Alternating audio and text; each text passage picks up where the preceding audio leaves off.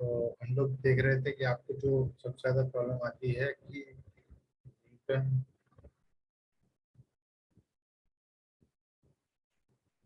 Newton वगैरह, kilo newton, mega newton, giga newton, इन सब में दिक्कत आती है। सेंटीमीटर में कितने mm होते हैं, ये दिक्कत आती है। तो वो चीज आप लोग देख लेना। तो यहाँ पे भी मेगा न्यूटन, किलो न्यूटन लिखा है। मैं एक बार फिर भी बता दे रहा हूँ आप लोगों को। किलो न्यूटन, न्यूटन इस पे लिखा हुआ है, ये स्मॉल के छोटा सा बना हुआ, कैपिटल एन बना हुआ है, इसमें होते हैं 1000। यहाँ पे मेगा न्यूटन, ये मैं लिख रहा हूँ कि आपको कंफ्यूजन ना हो। मेगा न्यूटन एम एन, इसमें होते हैं 10⁶। बादल कैंसिल दे दिया यार, कितना से और बेटा बोलो। इसके बाद आता है गीगा न्यूटन।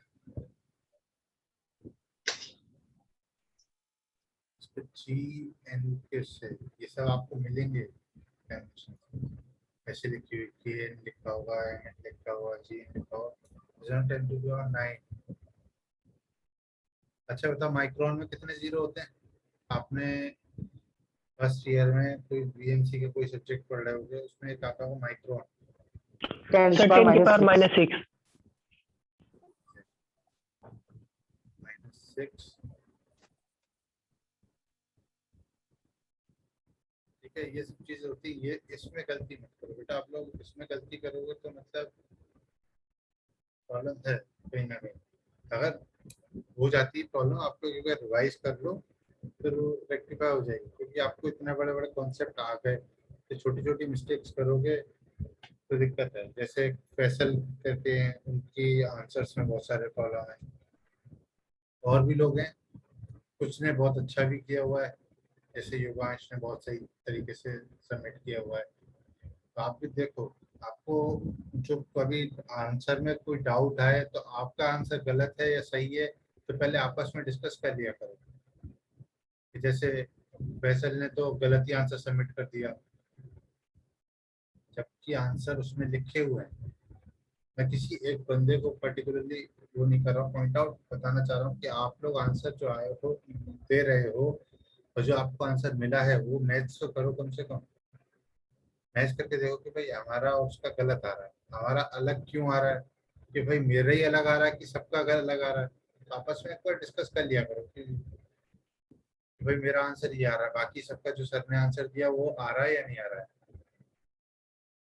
ठीक है,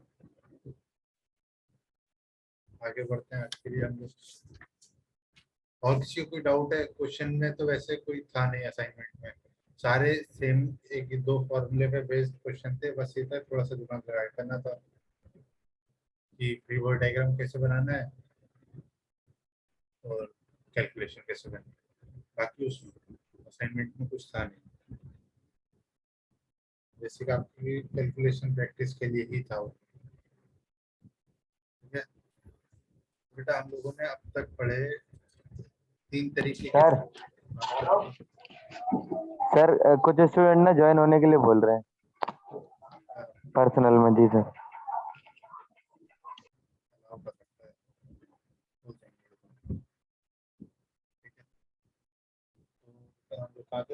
हम लोगों ने बार्स पढ़े थे लास्ट टाइम पे, 3 टाइप के। 3 टाइप के बार पढ़े, 3-4 टाइप के पढ़े थे। टेपर्ड बार पढ़ा था, एक नॉर्मल प्रिज्मेटिक बार पढ़ा था, और combination of different prismatic bars पढ़ा था। हमने कौन कौन से पढ़ लिए उसमें से? पहला पढ़ लिया कि भाई प्रिज्मेटिक बार्स पढ़ लिए, सिंपल एक बार लगा हो, same length same cross sectional area का थ्रू आउट इट्स लेंथ, या फिर 2-3 प्रिज्मेटिक बार कंबाइन करके बनाए। ये सचिन गुलिया को बोलो एक बार बेटा, ये फ्लाइट मोड ऑन करके ज्वाइन करें, तभी हो गई। ये तो प्रॉब्लम हर बार आती है, तो ये रेक्टिफाई नहीं करता है वो शायद। ठीक है, तो अब आता है टेपर्ड बार। टेपर्ड बार मतलब भाई, टेपर्ड बार दो तरीके के हो सकते हैं।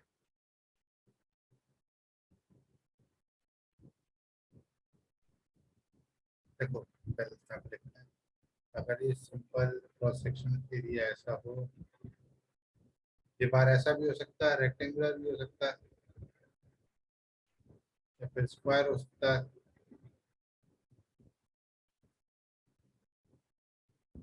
ये बेटा यहाँ पे रिक्वेस्ट करेंगे तभी तो ज्वाइन होंगे, आप लोग रिक्वेस्ट करिए, इनसे बोलिए।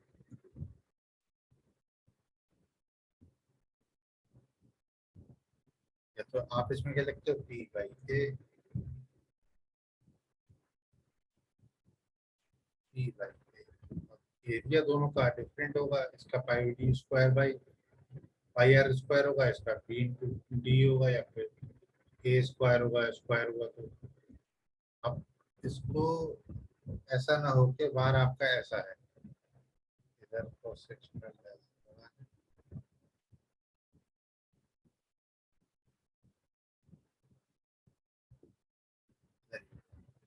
और इसका ये आपने क्या निकाला, stress sigma.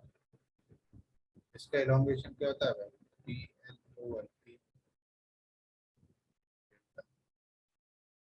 Delta P L over P. इसकी लेंथ हमें पता है, ए पता है, ए तो रोड का लेंथ सेम है, पूरा हमें पता होता है, लगा होता है इसमें, तो प्रेशर लगा हो, कुछ भी लगा हो।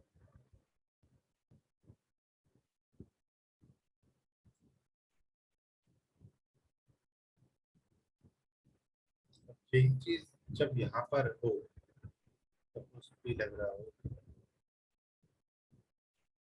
भी लग रहा हो, तो अब स्ट्रेस की बात करें, स्ट्रेस की बात करें तो स्ट्रेस हमारा हर पॉइंट पे डिफरेंट होगा। क्यों होगा, अब जब यहाँ पे निकालें तो अलग होगा, यहाँ पे निकालें तो क्योंकि अलग सर होगा। क्रॉस सेक्शन एरिया डिफरेंट हो जाएगा। क्रॉस सेक्शनल एरिया डिफरेंट हो रहा है exactly। अब क्रॉस सेक्शनल एरिया आपसे स्ट्रेस पूछेगा, तो आप बता दो कि भाई हर क्रॉस सेक्शनल एरिया पे हमारा स्ट्रेस इधर 1 मान लो, 2 मान लो, 3 मान लो।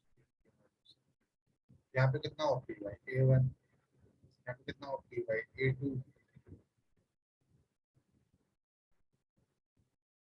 अब वो आपसे पूछे बेटा बताओ डेल्टा, इसमें एलोंगेशन कितना होगा, वो आप कैसे करो, क्योंकि भाई एलोंगेशन का फॉर्मूला क्या होता है, पी एल ओवर ए। अब ये कौन सा लेना है, ये वाला लेना है, ये वाला लेना है, ये वाला लेना है, या फिर इसका और इसका एवरेज ले लेना है, ये नहीं पता मैं आपको। जब ऐसा केस आता है तो हमारे पास फंडा आता है इंटीग्रेशन का, इंटीग्रेशन का फंडा आता है, इंटीग्रेट करके एलिमेंट लेके आपको बताएंगे। पहले फॉर्मूला लिखो आप लोग, तो फॉर्मूला उसमें सर स्मॉल एलिमेंट पहले लिया जाता है ना, उससे उसका इंटीग्रेट जितना से मतलब मिनिमम से जितना मैक्सिमम करना होता है उतना उससे इंटीग्रेट कर देते हैं। exactly, ये आपका उसका पहले फॉर्मूला लिखो, फिर आप करके बताएंगे। इंटीग्रेशन जिसको आता है तो कर लेना, वैसे आपके में शायद इसका प्रूफ का कैलकुलेशन नहीं।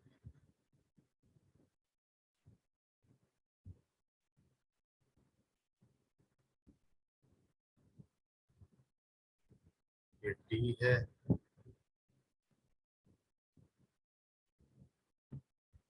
D1, D2,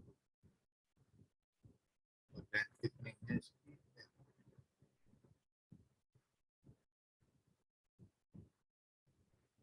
अगर ऐसा केस हो तो इसका डेल्टा डिफॉर्मेशन या इलॉन्गेशन या कंप्रेशन जैसा लोड भी हो तो ये आता है। अब ये कैसे आता है, जैसा कि इन्होंने बताया कि हम किसी एक डिस्टेंस पे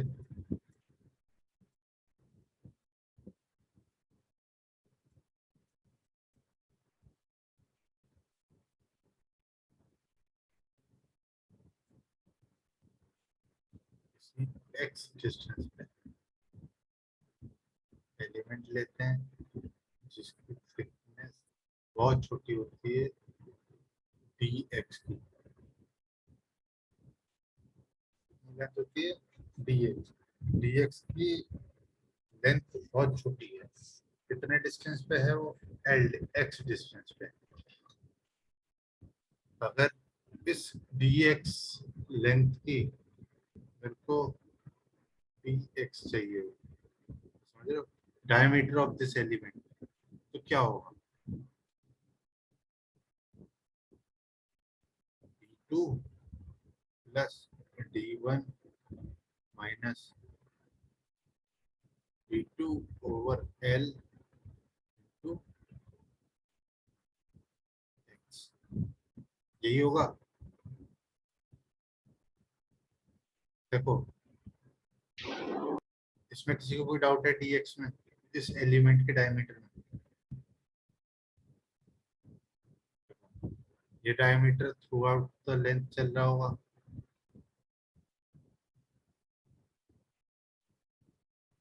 अब d2 से जाके हो गया d1, छोटे से बड़ा हो गया। अब बड़ा कितना कितना वेरिएशन आ रहा है? ये लेंथ एक्स्ट्रा कितनी बड़ी? d2 d1 माइनस d2, कितने लेंथ में बड़ी? l लेंथ में। x लेंथ में कितनी बढ़ेगी? इंटू x, तो dx कितना हो जाए? d2 plus d1 minus d2 over l into x। ये एलिमेंट ले लिया। तो आप देखोगे इस छोटे से एलिमेंट में,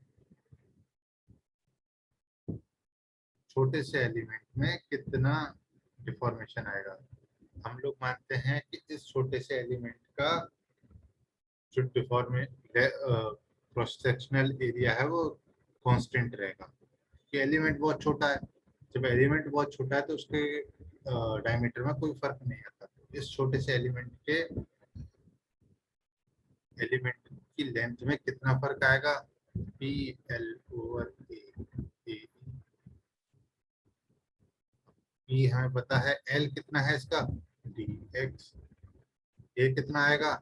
पाई बाई 4 डी एक्स का स्क्वायर। ई कांस्टेंट होता है मटेरियल। आप डी एक्स की वैल्यू यहाँ पे रख के इसको इंटीग्रेट करेंगे, हमें कितनी लेंथ के लिए चाहिए पूरा?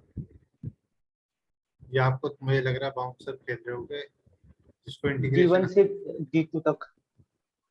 इसको इंटीग्रेट कर देंगे, हमें डेल्टा मिल जाएगा d2 से। कहाँ से कहाँ इंटीग्रेट होगा बेटा? सर नीचे D2 होगा और ऊपर D1। नहीं बेटा, लेंथ में हो रहा है ना, एक्स वेरिएबल है। एक्स वेरिएबल है, 0 टू l होगा। 0 to l yes sir. p dx 5/4। इसको आप रख लो d2 प्लस के एक्स, यहाँ पे आप d2 प्लस के एक्स का होल स्क्वायर इंटू ई। आप जब इसको इंटीग्रेट करोगे तो ये फॉर्मूला आता है, इंटीग्रेट करोगे शुरू 12 में ये आ जाएगा। ये फॉर्मूला आपको याद होना चाहिए।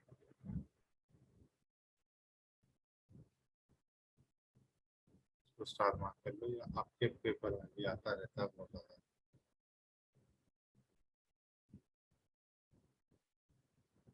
देखो अब सेकंड चीज ये आती है कि सर आपको पूछना चाहिए, सर हमने एवरेज लेके क्यों नहीं कर लिया? कि सर क्या करें, एवरेज डायमीटर निकालें, उससे कर दें। उससे आपका आंसर करेक्ट नहीं आता। करेक्ट नहीं आता मतलब यहाँ पे लीनियर वेरिएशन होता। मतलब आप कहते हैं कि भाई यहाँ पर एरिया ए है, यहाँ पे A2 है। आपका वेरी क्या कर रहा है? डायमीटर। डायमीटर का लीनियर वेरिएशन में आप एवरेज लोगे तो आपका आंसर सही आता है। यहाँ पे लीनियर वेरिएशन नहीं रहा। अब यहाँ पे क्या है? डी एक्स स्क्वायर, मतलब डायमीटर का स्क्वायर हो रहा है। तो लीनियर वेरिएशन का मतलब बताइए बेटा आप लोग पहले तो। लीनियर वेरिएशन का मतलब पता है आपको? वेरिएशन, इसका मतलब होता है कोई क्वांटिटी, एक्स क्वांटिटी वेरी कर रही है y के अकॉर्डिंग, कोई x की वैल्यू y के अकॉर्डिंग वेरी कर रही है, कोई स्क्वायर नहीं। और पॉलिनोमियल या फिर क्वाड्रेटिक वेरिएशन कहेंगे,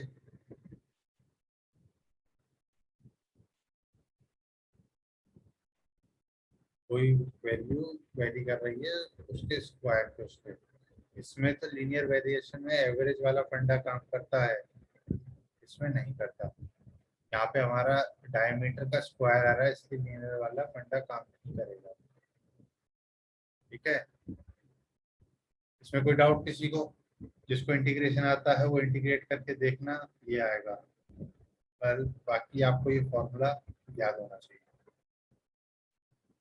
ठीक है, अगर अभी आपके पास तो आया था बेटा ये सर्कुलर डायमीटर, अभी सर्कुलर ना होके ऐसा हो कुछ,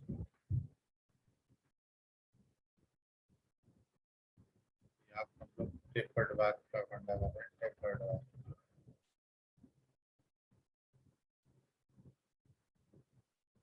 आवाज आ रही है क्लियर? बीच में बता दिया करो बेटा, पता नहीं लगता कि नेट की प्रॉब्लम आ रही, किसकी प्रॉब्लम आ रही। आ रही है सर आवाज। अब आपका आता है ये एक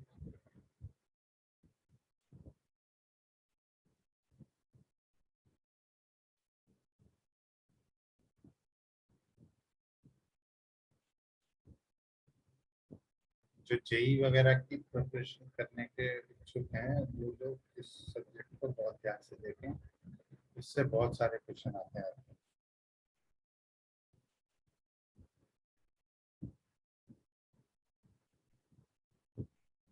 ठीक है, अब इसकी जो ये थिकनेस है, थिकनेस जो है अंदर की तरफ जो जा रही थिकनेस, मैंने दोनों वैल्यू करते हुए बना दी।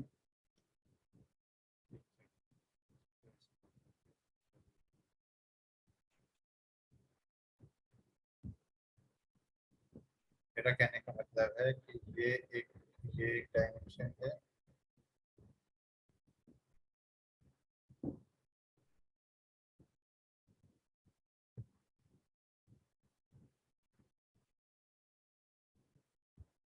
ये जो है टी है, ये भी टी है, थिकनेस और बार सेम है, ये बी टू है,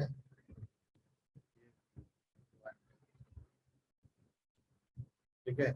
ऐसा कोई बार हो, जैसे आपने रॉड्स वगैरह देखी ना जिसकी थिकनेस सेम होती है, बस विड्थ चेंज हो रही है, तो इसका आप स्ट्रेस तो निकाल लोगे, डिफरेंट सेक्शन पे डिफरेंट स्ट्रेस आएगा। इसका डेल्टा आता है, डेल्टा मतलब deformation through out its length.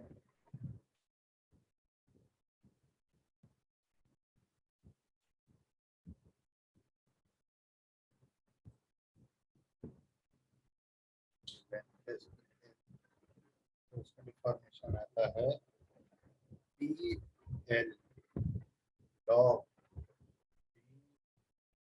To divide by P one divide by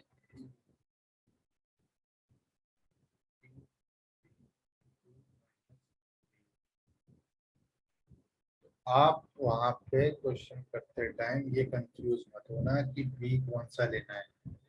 ये फिगर उल्टा बन के आ जाए तो हमेशा B2 बड़ा वाला होगा, B1 छोटा वाला होगा।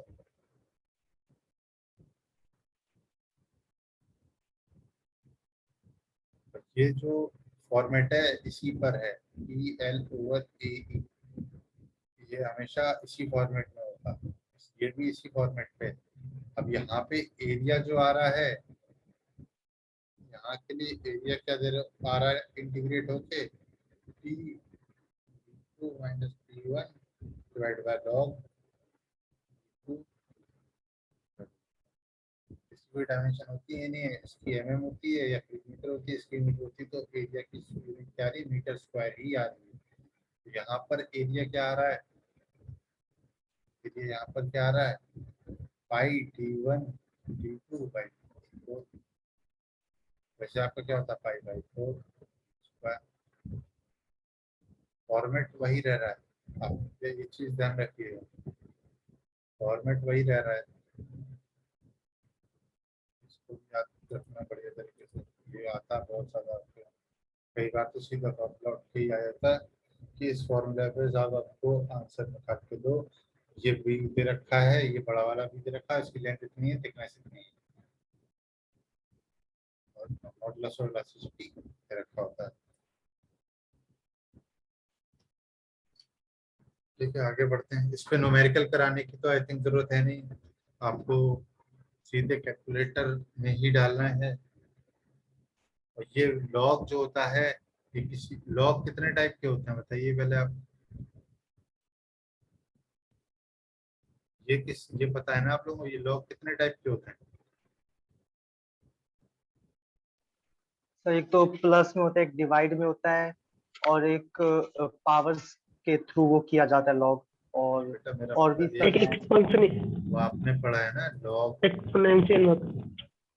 एक्सपोनेंशियल बेस ई का होता है, बेस 10 का होता है, यहाँ पे कुछ वैल्यू आ रही होती है, या फिर बेस किसी भी बेस का हो सकता है। तो ये कौन सा वाला है? जब भी हम लोग बात करेंगे, ये सब बेस 10 वाला है। ये बेस ये ई सर बेस वाला पे है। है। Yes sir. इसको मुझे एल एन भी लिख, इसको हम लोग एल एन भी लिखते हैं, क्या आपको पता है? यहाँ पे मैंने बेस ई सी लगा दिया, कंफ्यूजन ना हो। ठीक है, इंटीग्रेशन से जो भी बेस लॉग आएगा तो बेस ई का ही आएगा। तो आपको ये भी पता होगा बेस ई में और बेस 10 में क्या फर्क होता है, पता है? बोलिए। ये लॉग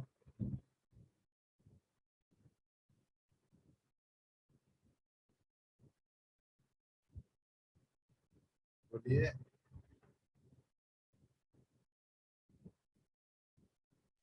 सर 1 वैल्यू होती है ना उसकी तो। इसकी बोलिए।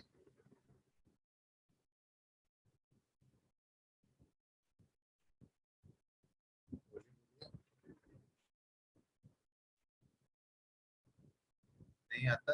बोलिए नहीं आता सर, बताएंगे। अगर आप 1 वैल्यू आप बोल रहे हैं, अगर ऐसा हुआ लॉग 10 है तो ये 1 होगा, एल लॉग बेस ई है तो ये 1 होगा, सेम बेस की सेम वैल्यू आ जाए ई 1 आता है। अगर यस अब सर। अब ये हम पूछ रहे हैं आपसे लॉग 10 समथिंग है एक्स, तो ये how much time of log base n x हो, ये पूछना चाहते हैं।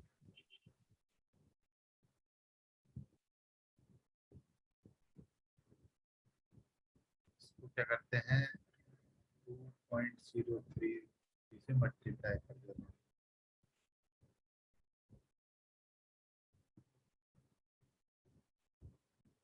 सर उसकी वैल्यू होती है क्या 2.303 वैल्यू होती है सर आपको उसकी। कैलकुलेटर में, आपके पास कैलकुलेटर है, कैलकुलेटर में डालना लॉग बेस ई, मतलब उसमें लिखा होगा एल एन लिखा होगा, एल एन वाला लेके कोई भी वैल्यू डाल लेना, अपना रोल नंबर डालना, सपोज रोल नंबर आपने डाला, उसकी कोई वैल्यू आएगी। यस ठीक सर। है, अब आप देखना लॉग बेस 10 पे रोल नंबर डालना, उसकी कोई वैल्यू आएगी, इन दोनों को डिवाइड करके यस देखोगे तो आपको जो फैक्टर मिलेगा 2.0303। ठीक है, सर कोई भी वैल्यू लेंगे तो इतना ही आएगा क्या सर। हाँ दोनों का रेशियो सेम आएगा हमेशा, ओ इन दोनों का रेशियो जो आपका आएगा, इस ये डिवाइडेड बाय ये, मतलब इधर सपोज आ गया m1 आ गया वैल्यू, इधर m2 आ गया, तो m1 बाई m2 की वैल्यू हमेशा यही आती है। ये रिलेशन है लॉग, ये नेचुरल लॉग और बेस 10 लॉग का। ये भी क्वेश्चन आता है आपका एग्जाम में, यस सर 2.303 आ रहा है। कैलकुलेटर साथ में लेके बैठे हुए तो एंड टू एंड वेरीफाई हो जाता है। Yes sir. ठीक है, ये आपको बता दिया। बेस 10 बेस ई का होता है। यहाँ तक कोई डाउट होगा नहीं, कैलकुलेशन में आपको दिक्कत आएगी नहीं।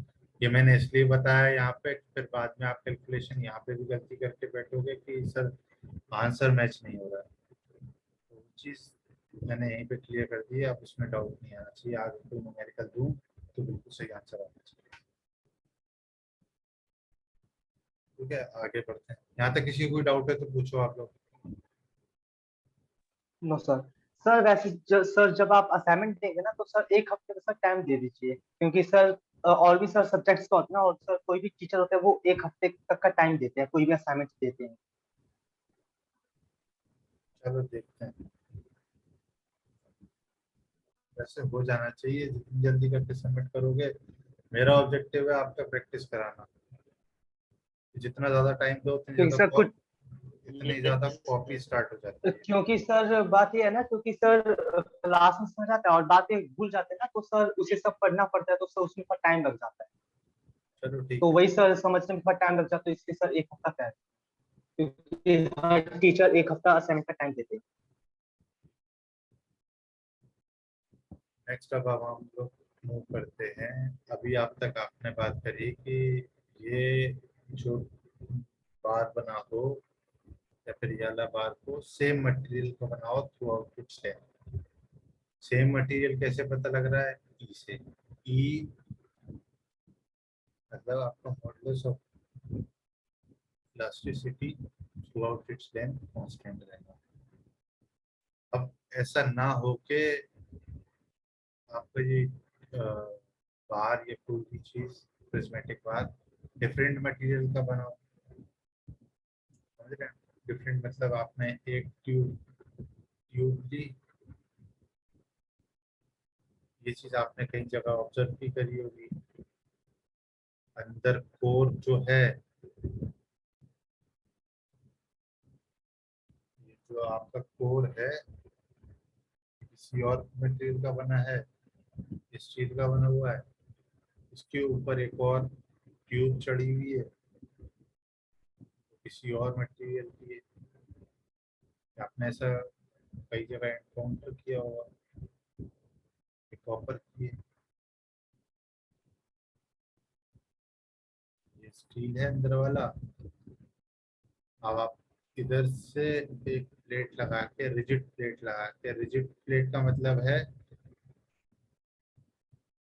रिजिड प्लेट का मतलब होता है कि जिसमें खुद का कोई डिफॉर्मेशन नहीं हो सकता। इनकम्प्रेसिबल। रिजिड मतलब इनकम्प्रेसिबल, डिफॉर्मेशन। इधर भी लगा हुआ है रिजिड प्लेट आपका। आप इधर से लगा रहे हो लोड, तो अब आप कैसे निकालोगे? अभी तक क्या वेरी कर रहा था? लेंथ वेरी कर रहा था। लेंथ वेरी के लिए आपने क्या किया भाई? इंटीग्रेशन कर लिया। अब क्या है? मटेरियल वेरी कर रहा इसमें है। Sir area of cross section का वो माइनस कर देंगे ना। एरिया क्रॉस सेक्शन स्टील का अलग है, कॉपर का अलग है।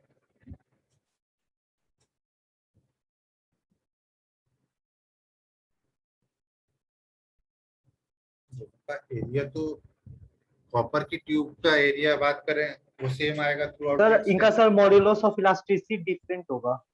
एग्जैक्टली। कॉपर दे रखा होता है कुछ 10 kilometre per annum square. Steel होता है 10 किलोमीटर पर एनम स्क्वायर। अब क्या करते हैं हम लोग कैलकुलेशन के लिए हम किसी एक मटेरियल को दूसरे मटेरियल में ट्रांसफॉर्म कर लेते हैं। तो कैसे ट्रांसफॉर्मेशन होता है? अब देखो, आपको कोई क्रॉस सेक्शन वुड का बनाना हो और दूसरा आपके पास मटेरियल अवेलेबल हो स्टील का। अब आपका लोड में स्टील का एरिया तो बहुत कम आएगा, लोड दोनों के लिए सेम है। अब स्ट्रेस स्टील की बहुत ज्यादा होती है, पी बाई ए करके निकालोगे तो ए का वैल्यू आपका बहुत कम आएगा। वहीं वुड लोगे, ए ज्यादा आएगा। तो हम लोग क्या करते हैं, एरिया को as per the material property transform कर लेते हैं फॉर कैलकुलेशन पर्पस।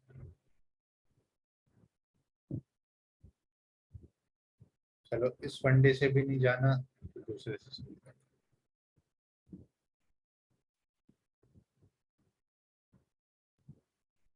पहले उसको बाद में देखते हैं ट्रांसफॉर्मेशन, पहले बेसिक से जाते हैं। देखो यहाँ से लोड लग रहा है, यहाँ से लोड लग रहा है। अब ये दोनों रिजिड बार हैं, रिजिड बार है तो भाई दोनों का डिफॉर्मेशन कॉपर और स्टील का सेम होगा। जब आप दोनों दो मटेरियल को साथ साथ दबा रहे हो तो दोनों का डिफॉर्मेशन सेम आएगा। डिफॉर्मेशन मतलब delta, delta steel is equal to delta copper. आएगा नहीं आएगा? यहाँ पे किसी को डाउट? ये कंपैटिबिलिटी क्वेश्चन होती है। No sir. नहीं आया? देखो सर आ गया समझ, आ गया। ठीक है ना, दोनों को एक साइड साथ दबा रहे हैं तो दोनों का डिफॉर्मेशन सेम होगा, डेल्टा सेम है। अब डेल्टा क्या होता है? पी एल ओवर ए, पी एल ओवर ए। अब एरिया तो आप निकाल लोगे। अब ये पी स्टील अलग होगा, पी कॉपर अलग होगा। अब दोनों मिलके क्या होंगे? P steel plus P copper equal to P. दोनों मिलके तो लोड उठा रहे हैं। पी आप टोटल लोड लगा रहे हो, कुछ पार्ट स्टील ले रहा है, कुछ कॉपर ले रहा है और डिफॉर्म हो जा रहे हैं। ठीक है, आपके पास एक इक्वेशन यहाँ से बन गई और एक इक्वेशन यहाँ से बन गई। दोनों को सॉल्व करेंगे तो पी एस की वैल्यू आ जाएगी, मतलब लोड जो which is beared by steel, और पी कॉपर आ जाएगा the load which is beared by copper tube. तो आप स्ट्रेस निकाल लोगे, sigma stress P S over A S, delta C मतलब पी सी ओवर ए सी। अब यहाँ पे स्ट्रेस डिफरेंट आ रहा है दोनों का, मगर डिफॉर्मेशन सेम आएगा। डिफॉर्मेशन आप निकालोगे, डिफॉर्मेशन टोटल लोड निकालोगे तो कितना आएगा? पी एल ओवर ए। अब स्टील रॉड का निकालो या फिर कॉपर रॉड का निकालो, सेम आना चाहिए। आप जब स्टील रॉड का निकालोगे एस एल, एल दोनों का सेम है, A S E S. This should be equal to sigma C delta C P C L over A C E C. तो हमारी कंपैटिबिलिटी इक्वेशन है। क्लियर है यहाँ पे? Yes sir. और किसी को